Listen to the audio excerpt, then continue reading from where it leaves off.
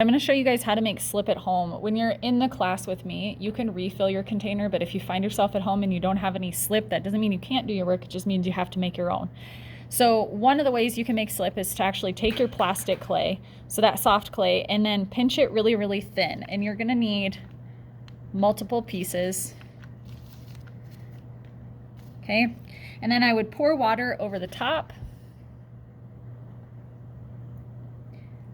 and let that soak overnight. The reason why we want those really thin is so that way the water touches as much surface area of that clay as possible. A second way to do this is to take clay that's already dried out, or bone dry clay. It's not garbage, we can recycle this. So I break it into smaller pieces. Just be careful not to breathe in any of this clay dust. And I break it into smaller pieces. And I can also pour water over that, making sure that's completely submerged.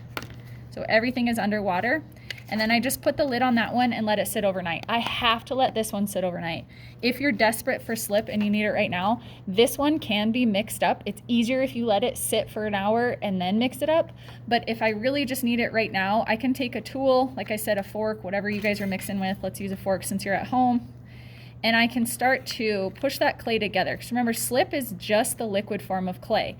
So if I get enough water into this clay, it's gonna liquefy it and create that slip that I need. The way that I do this in the classroom is I have a 5-gallon bucket and I put dry clay in there. I let it soak for about 2 days, and then I take a giant drill with a mortar mixer bit on it and I just mix that up. Now you can tell that there's way too much water in here.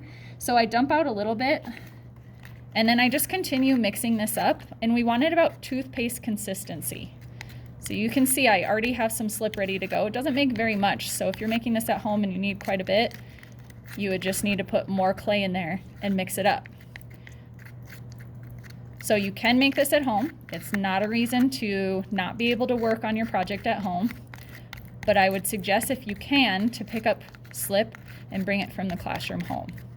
All right, so this is almost mixed up. I want to get some of the chunks out of this, and I just continue mixing.